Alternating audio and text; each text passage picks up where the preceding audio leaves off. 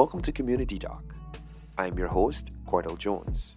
In this episode, we have an inspiring story that's changing lives and bringing hope to many vulnerable Guyanese.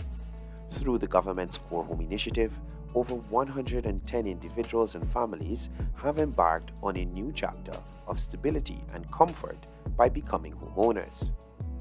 We'll explore the impact of this transformative program, hear heartfelt testimonials from beneficiaries, and learn about the government's continued efforts to support low-income families in need.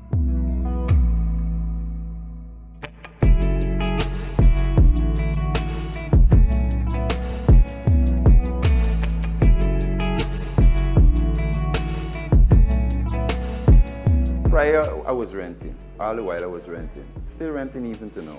From now, it could be like, this is a start for me. This is why I'm looking at it.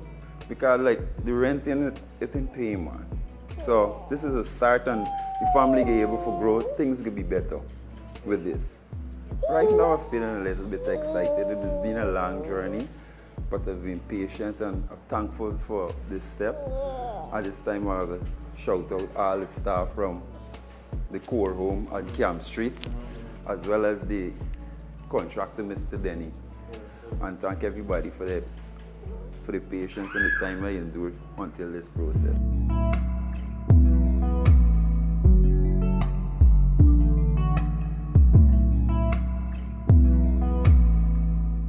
I used to live at my father's place, but it was like, sharing property. It wasn't my place. And they had a dispute and I had to move out. But I feel good today that I got it, and as all as possible I'm going to move in.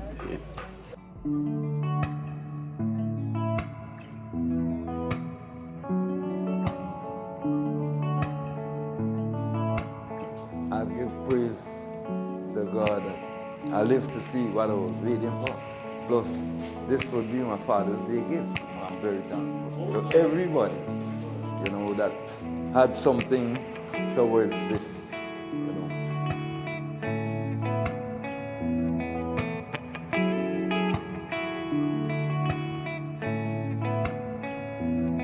When my husband was sickly, he had strokes. Wow. Yeah. And from the strokes, he get diabetic and he died. And then prolonged, but we can't afford to upkeep the house. It started to rotten. And then when we hear about the cold home, and then I apply for it. And thank God, and I don't mind I wait long, just thank God, and I get into it, and I feel happy today. And thank everybody who take part of it. I thank everybody.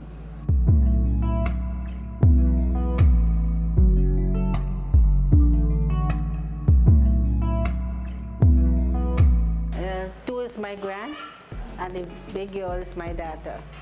Well, I apply for public assistance to them, and if we get me, just try with them because I'm not as a healthy person. She's a sickly mother, she's a sickly person, and I'm not working no way. Anything is not well. It's not well.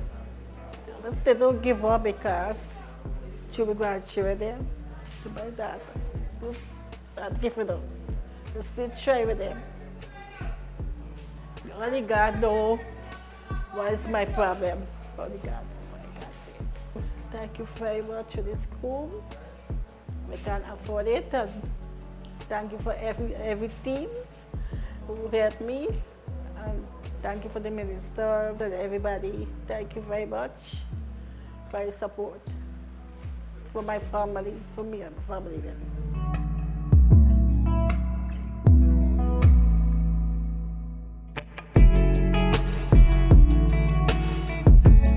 This program, a lot of persons have been asking about it because the nature in which it was designed is a program that we're working assiduously to implement, to complete. It's a project.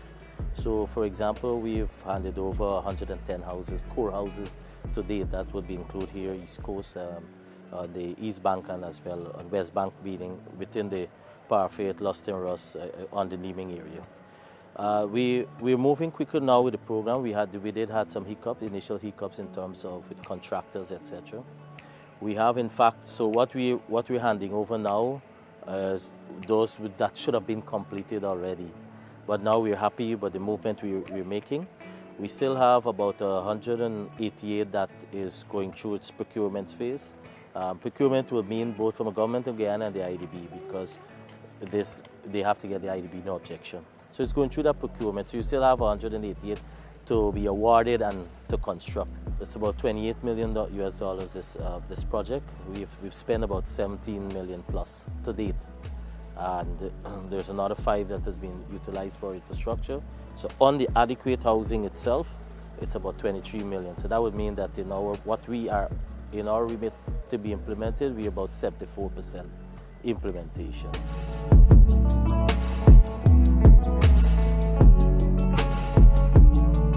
That's all for this episode of Community Talk. We hope you are inspired by the stories of resilience and gratitude from those benefiting from the Core Home Initiative. This program is not just about providing shelter, it's about restoring hope and dignity to those who need it most. As we wrap up, let's remember the importance of community support and government initiatives in creating a brighter future for all. Thank you for joining us, and we'll see you next time on Community Talk.